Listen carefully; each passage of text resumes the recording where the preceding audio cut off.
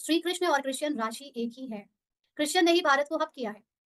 अब बात यहाँ पर फिजिकली जो क्रिश्चियन धर्म है शरीर का और फिजिकली भारत में जो देश है उसको हब किया है, मतलब जब हमारी कॉन्शियसनेस में आध्यात्मिकता की कमी आ जाती है ना? तो जिस देश में वो कॉन्शियसनेस ट्रांसफर की जाती है, फॉर एग्जांपल क्रिश्चियन में जो उनके धर्म स्थापक है जीसस क्राइस्ट भारत में 13 साल गीता को समझ कर गए और उस कॉन्शियसनेस में अपने को स्थित करके गए।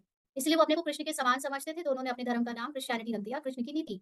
वो अपने को कृष्ण अपने क्राइस्ट मतलब उनका नाम भी कृष्ण से पड़ा, तो उन्होंने अपना जो शुरुआत करी है वो कृष्ण की कॉन्शियसनेस से शुरू की है।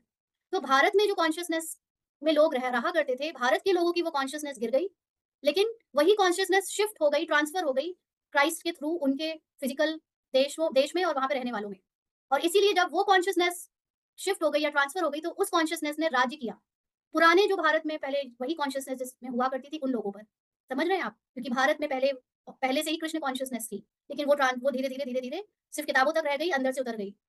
और फिर उसी कॉन्शियसनेस को जीसस क्राइस्ट ने अपने अंदर धारण किया और अपना धर्म उनका बना एज़ पर ड्रामा, और उनके धर्म वालों में वो कृष्ण कॉन्शियसनेस आने लगी, तो वो लोग नीचे, क्योंकि हम लोग नीचे वाली कॉन्शियसनेस में जा चुके थे, तो उन्होंने हम पर राज्य कर लिया। क्योंकि जिसकी कॉन्शियसनेस हायर होगी, वो नीचे वालों पर हमेशा राज्य करेगा।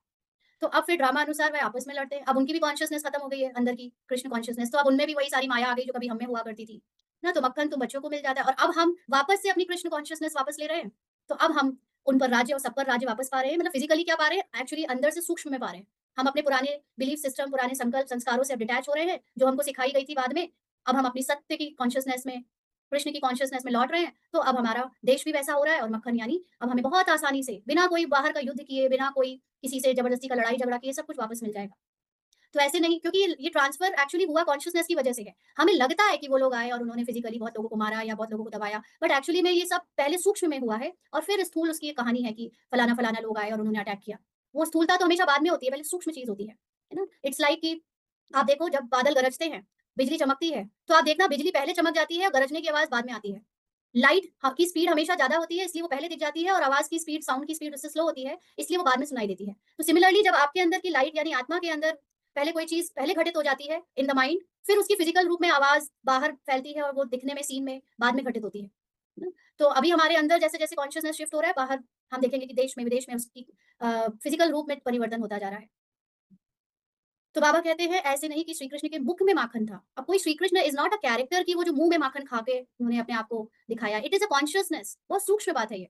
यह तो शास्त्रों में लिख दिया है। सारी दुनिया श्री कृष्ण के हाथ में आती है। सारे तो जिसकी कॉन्शियसनेस कृष्ण की कॉन्शियसनेस होगी, उसके लिए पूरा विश्व उसके अंदर हो जाएगा। तो सारे विश्व को तुम मालिक बनते हो। तुम बच्चे जानते हो हम विश्व के मालिक बनते हैं, तो तुमको कितनी खुशी होनी चाहिए। तुम्हारे कदम-कदम में पदम है।